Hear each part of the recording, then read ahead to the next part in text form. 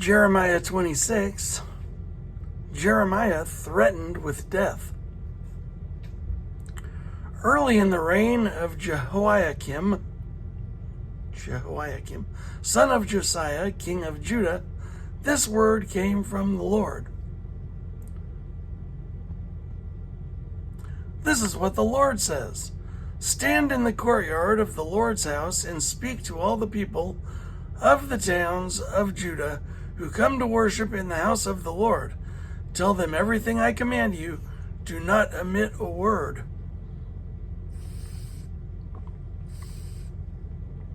Do not omit a word. Perhaps they will listen, and each will turn from their evil ways. Then I will relent and not inflict on them the disaster I was planning because of the evil they have done. Say to them, this is what the Lord says. If you do not listen to me and follow my law, which I have set before you, and if you do not listen to the words of my servants, the prophets, whom I have sent to you again and again, though you have not listened, then I will make this house like Shiloh, and the city a curse among all the nations of the earth. The priests and prophets and all the people heard Jeremiah speak these words in the house of the Lord. But as soon as Jeremiah finished telling all the people everything the Lord had commanded him to say, the priests, the prophets, and all the people seized him and said, "You must die. Why do you prophesy in the Lord's name that this house will be like Shiloh, and this city will..."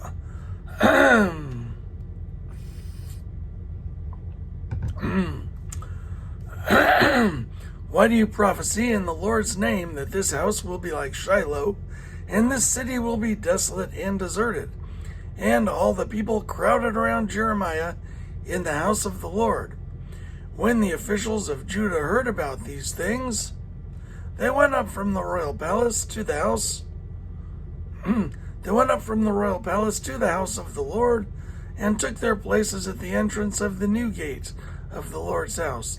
Then the priests and the prophets said to the officials and all the people, "This man should be sentenced to death because he has prophesied against this city. You have heard it with your own ears." Then Jeremiah said to all the officials and all the people, "The Lord sent me to prophesy against this house and this city all the things you have heard. Now reform your ways and your actions and obey the Lord your God. Then the Lord will relent and not bring the disaster he has pronounced against you. As for me, I am in your hands. Do with me whatever you think is good and right. Be assured, however, that if you put me to death, you will bring the guilt of innocent blood on yourselves, and on this city, and on those who live in it. For in truth, the Lord has sent me to you to speak all these words in your hearing."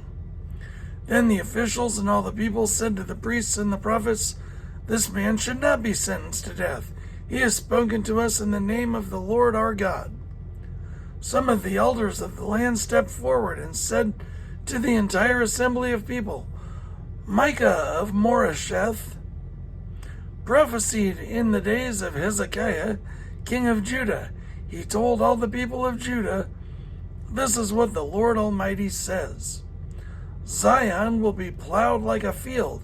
Jerusalem will become a heap of rubble. The Temple Hill a mound overgrown with thickets. Did Hezekiah, king of Judah, or anyone else in Judah put him to death? Did not Hezekiah fear the Lord and seek his favor? And did not the Lord relent so that he did not bring the disaster he pronounced against them? We are about to bring a terrible disaster on ourselves.'" Now Uriah, son of Shemaiah, from Kiriath Jearim,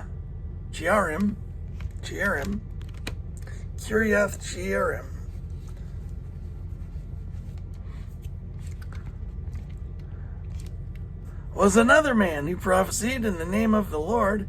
He prophesied the same things against the city and this land as Jeremiah did. When King Jehoiakim and all his and all his officers and officials heard his words, the king was determined to put him to death. But Uriah heard of it and fled in fear to Egypt. But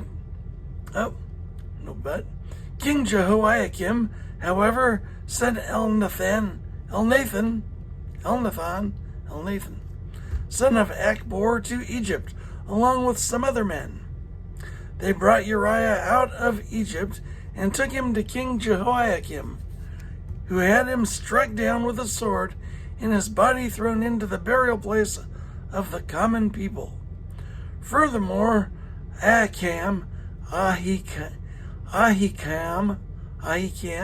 son of Shaphan,